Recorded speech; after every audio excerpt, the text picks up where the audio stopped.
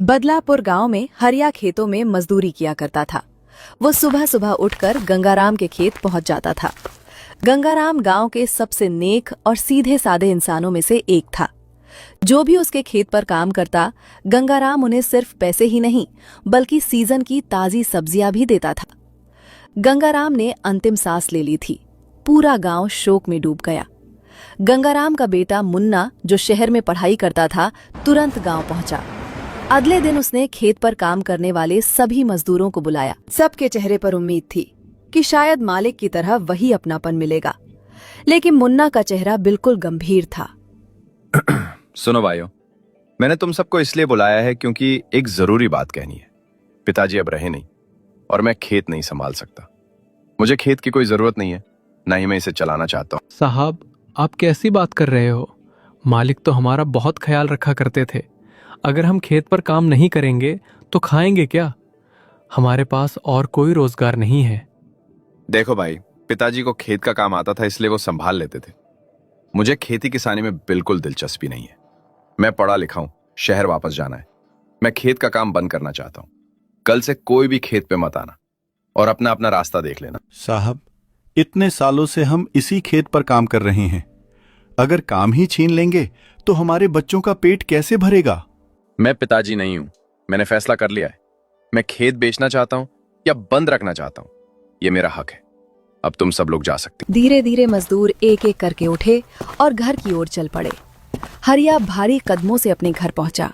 क्या बात है हरिया, आज तुम इतनी जल्दी घर आ गए? सब ठीक तो है? कुछ ठीक नहीं है मल्टी। अब खेत पर काम ही नहीं रहा। सेठ जी के जाने के बाद मुन्ना भैया ने सबको काम से निकाल दिया। क्या? ऐसा कैसे कर सकता है वो? तुम मजदूरों ने तो सालों से उसके बाप का खेत संभाला है। बेटा है, खेत उसका है, जो चाहे कर सकता है। बोला कि उसे खेती किसानी में दिलचस्पी नहीं। कह दिया कि कल से कोई भी खेत पर मत आना। तो अब क्या करोगे हरिया? इतनी ठंड में कोई दूसरा काम भी कहाँ मिलेगा? घर में अनाज तो है नहीं, बच्चों का क्या होगा? हरिया कुछ देर चुप रहा, फिर गहरी सांस लेकर बोला, यही सोच रहा था। इस गांव में अब काम की कोई उम्मीद नहीं है। शायद दूसरे गांव जाना पड़ेगा।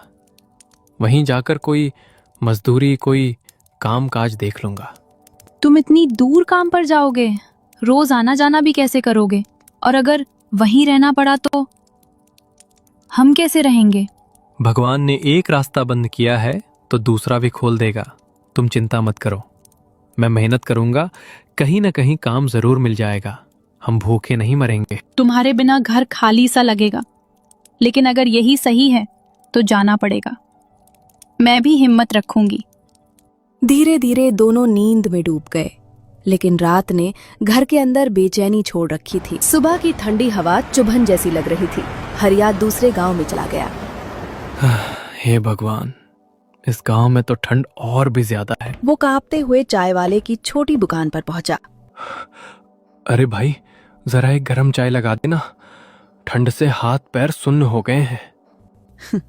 चाय वाला मुस्कुराते हुए बोला, तुम भी यहाँ काम की तलाश में आए हो क्या? हाँ भाई, लेकिन तुम्हें कैसा पता चल गया? अरे यहाँ तो रोज ही दूसरे गांव के लोग आते हैं। सबका एक ही हाल। अपने गांव में काम नहीं मिलता तो यहाँ उम्मीद लेकर आते हैं। अगर आप किसी तरह मुझे कोई काम दिला दो तो आपकी बहुत बड़ी मेहरबानी होगी। तभी वहां पर असलम भाई आते। ओए मुन्निया, एक चाय बना, हाथ जम गए रे। असलम भाई, जरा इधर देखिए। ये भाई साहब दूसरे गांव से आए हैं और काम की तलाश में हैं। आप भी तो काम करवाते हो, इन्हें अपने पास रख लो ना। कहाँ से आए हो भाई? बदलापुर से। वहां खेत का काम बंद हो गया, इसलिए यहाँ रोजगार की तलाश में आया हूँ। काम कोई भी हो, मेहनत मैं दिल से करूंगा। अच्छा, मेहनत करने वालों की यहाँ कमी नहीं है, लेकिन भरोसेमंद आदमी मिलना मुश्किल है। तुम्हारा चेहरा मेहनत कश लगता है। हाँ सलम भाई, रख लो इनको, बहुत सीधे साधे लग रहे हैं। ठीक है भाई। वैसे भी मुझे एक आदमी की जरूरत थी, सामान उठाने धोने, दुकान संभालने और थोड़ी बहुत मदद के लिए। अगर तुम चाहो तो कल से मेरे पास काम पर आ जाना। ठीक है साहब, जैसा आप कहो, मैं कल सुबह सुबह आ जाऊंगा। रात पूरी तरह घिर चुकी थी। ठंडी हवा चल रही थी और सड़क किनारे सिर्फ पीली ट्यूबलाइट की हल्की रोशनी थी। हरिया के पास रहने को कोई जगह नहीं थी, न बिस्तर न चादर। चल हरिया, आज की रात भी काट ले, कल से सब ठीक हो जाएगा। ठंड शरीर में कांटे सी चुभ रही थी, लेकिन थकान इतनी थी कि कुछ देर में उसकी आंख लग गई। अगली सुबह वो सीधा असलम भाई की जगह पहुंच गया। अरे हरिया, आ गया तू? आज काम थोड़ा ज्यादा है भाई। देख, ये जो लकड़ियां पड़ी है ना, इन्हें उठाकर उस साइड डाल देना। जल्दी लग जा काम पर। जी साहब, जैसा आप कहें। वो बिना समय गवाए लकड़ियां उठाने लगा। हाथों में छाले पड़ने लगे, पीठ दुखने लगी, लेकिन उसने रुकना नहीं चाहा। पूरे दिन का काम खत्म होने के बाद रात हो गई थी। हरिया थका हारा चाय वाले के ढाबे पर पहुंचा। अगर खाना खाया तो पैसे खत्म हो जाएंगे, चाय पीकर गुजारा कर लूं तो ज्यादा बचत हो जाएगी, घर वालों को पैसे भी भेज सकूंगा। उसी समय चाय वाला उसे देखकर बोला, अरे हरिया, आज खाना खाकर नहीं आया क्या? चेहरा तो गिरा गिरा लग रहा है। हरिया ने झूठ छुपाने के लिए मुस्कुराते हुए कहा, अरे नहीं भाई, खाना तो खा आया हूँ, बस जरा गरम चाय पिला दो, ठंड बहुत लग रही है। ठीक है भैया, अभी लाया। पर सुन, खाना टाइम पर खाया करना, नहीं तो तबीयत बिगड़ जाएगी। हाँ भाई, ध्यान रखूंगा। लो, गरम गरम चाय। पैसे की टेंशन मत लिया करो, कभी कमी पड़े तो बता देना। चाय पीकर वो सड़क की ओर चल पड़ा। पेट खाली था, लेकिन दिल में उम्मीद थी। भगवान, बस इतना कर देना कि मेरी मेहनत रंग लाए, घर वाले खुश रहें, बाकी मैं सब झेल लूंगा। फिर वो वहीं जमीन पर लेट गया। हल्की हवा चल रही थी और हरिया अपने नए संघर्षों के साथ सो गया। अगली सुबह ठंडी हवा चल रही थी। खालिद भाई रोज की तरह चाय वाले के पास पहुंचे। अरे मुनिया, हरिया को कहीं देखा है? आज बहुत देर हो गई, वो दुकान पर आया नहीं। अरे नहीं खालिद भाई, मैंने तो नहीं देखा। क्या वो सुबह से काम पर नहीं पहुंचा? हाँ, भाई भी पूछ रहे थे। वो कल बहुत थका हुआ लग रहा था। कहीं तबीयत तो खराब नहीं हो गई? चलो भाई, देखते हैं। सुबह से ठंडी हवा बहुत चल रही है, कहीं बेचारे को कुछ हो न गया हो। कुछ दूर जाने पर चाय वाला अचानक रुक गया। वहां हरिया जमीन पर पड़ा कांप रहा था। दोनों उसको उठाकर घंटे बाद हरिया धीरे धीरे आंखें खोलता है। अरे मैं कहाँ हूँ? ये जगह तो मेरे गांव जैसी भी नहीं लग रही। घबराओ मत हरिया, तुम मेरे घर पर हो। कल रात ठंड में जमीन पर सोने से तुम्हारी तबीयत बहुत बिगड़ गई थी। तुम्हें सड़क किनारे पड़े पाया था, कांप रहे थे पूरा। अगर देर हो जाती तो हालत और खराब हो सकती थी। भाई, इतना कष्ट दिला दिया आपको। वो मेरे पास ठिकाना नहीं था, इसलिए सड़क पर ही सो गया। लेकिन अब मुझे काम पर जाना होगा। अगर काम नहीं किया तो अपने घर पैसे कैसे भेज पाऊंगा? अरे वो पगले, पैसा भेजेगा, लेकिन पहले जिंदा और ठीक ठाक तो रहे। काम का क्या है, 2 दिन नहीं जाएगा तो दुनिया खत्म नहीं हो जाएगी। हरिया सुन, तुम्हारी हालत अभी काम करने लायक नहीं है। हाथ पैर अभी भी ठंड से अकड़े हुए हैं। अगर आज फिर बाहर गए तो तबीयत और बिगड़ जाएगी। लेकिन खालिद भाई, मेरे घर में खाने तक को पैसे नहीं होंगे। अगर मैं कमा नहीं पाया तो? अरे चिंता छोड़ दे, तेरे घर पैसे मैं भेज दूंगा, तू आराम कर ले। बाद में जब ठीक हो जाएगा तब धीरे धीरे काट लेना। लेकिन अभी तू काम पर नहीं जाएगा, ये बात पक्की। हाँ हरिया, यहां तुझे कोई अकेला नहीं छोड़ेगा। तू पहले ठीक हो जा, फिर अच्छे से काम करेगा और घर भी पैसे भेजेगा। ठंड में जिद नहीं करते। ठीक है भाई, जैसा आप लोग कह रहे हो वैसा ही करूंगा। कुछ दिन आराम कर लेता हूँ। शाम ढल चुकी थी। चाय वाला अपनी दुकान बंद करके घर पहुंचा। जैसे ही उसने दरवाजा खोला, उसकी पत्नी खाना बना रही थी। अरे भाग्यवान, आज तो मजा ही आ गया। कमाई बहुत अच्छी हुई, पूरे 1500 रुपए आए हैं आज। अरे वाह, ये तो बहुत अच्छी खबर है। अगर ऐसे ही रोज कमाई होने लगी तो हम कुछ ही दिनों में अपना दूसरा घर भी ले लेंगे। हाँ हाँ, तुम चिंता मत करो, अब काम बढ़ रहा है, लोग भी ज्यादा आने लगे हैं। लगता है भगवान हम पर मेहरबान हो गए हैं। पैसे बहुत जल्दी जुड़ रहे हैं, हम बहुत ही जल्दी नया घर ले लेंगे। उधर कमरे के कोने में रजाई ओढ़े हरिया लेटा था। वो उनकी बातचीत सुन रहा था। उसके दिल में एक नई बात उठी। अरे वाह, चाय बेचकर इतनी कमाई, 1500 रुपए एक दिन की।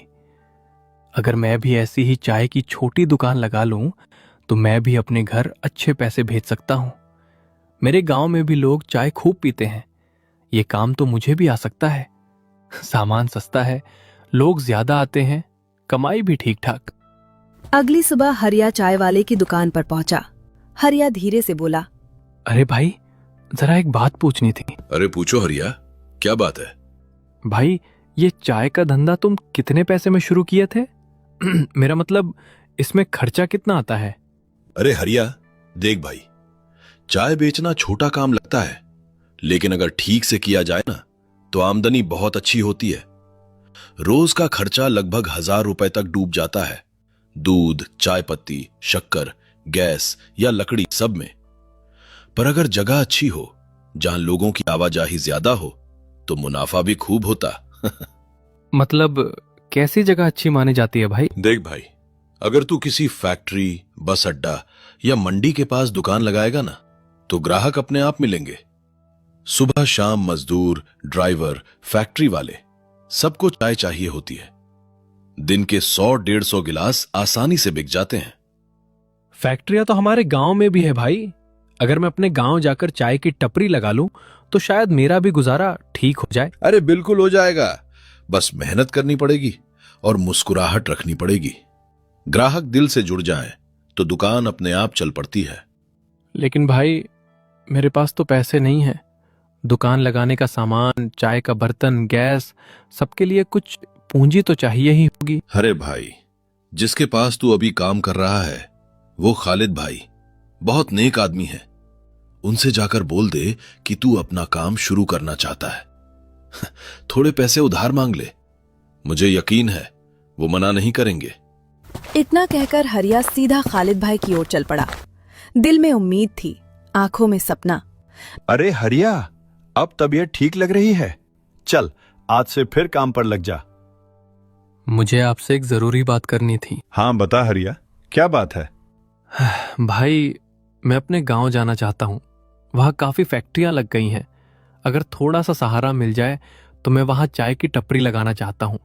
बस अगर आप कुछ पैसे उधार दे दो। मैं आपको पूरे पैसे लौटा दूंगा खालिद भाई। अगर आप कहें तो ब्याज भी दे दूंगा। पैसे ज्यादा नहीं चाहिए, बस शुरुआत के लिए। रे हरिया, अगर तू अपने गांव जाना ही चाहता है तो ठीक है। अपनी बीवी बच्चों के पास रहेगा, यही सबसे बड़ी कमाई है। पर खालिद भाई, पैसे मैं दे दूंगा, लेकिन एक बात साफ समझ ले, मुझे कोई ब्याज नहीं चाहिए। जितने पैसे लें उतने ही वापस कर देना, और जब मन करे तब लौटा देना। सामान ले लेना और दुकान सही जगह लगाना।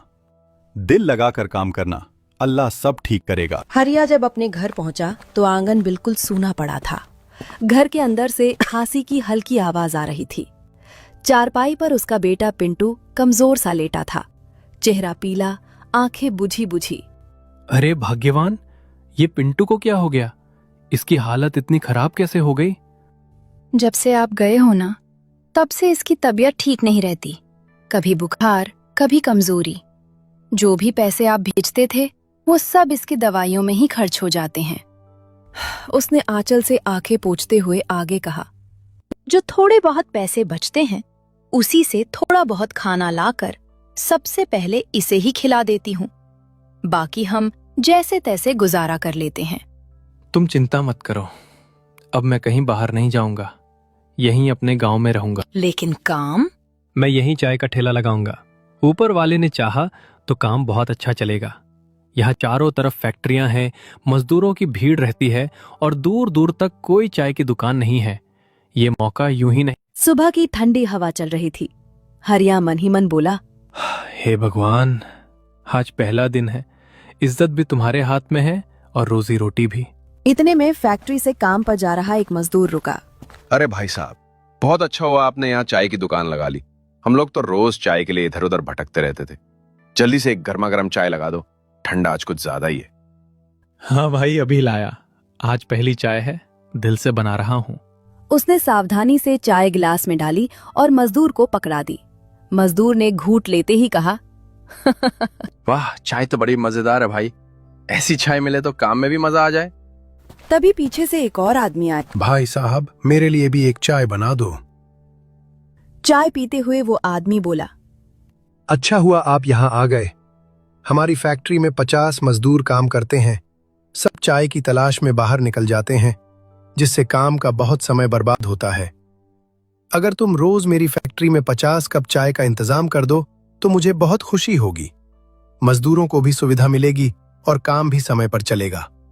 साहब, अगर आप भरोसा कर रहे हैं तो मैं भी पूरी जिम्मेदारी से काम करूंगा।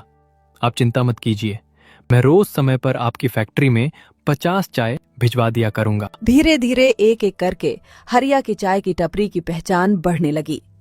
पहले जहां दिन में गिने चुने लोग आते थे, अब सुबह से शाम तक भीड़ लगी रहती थी।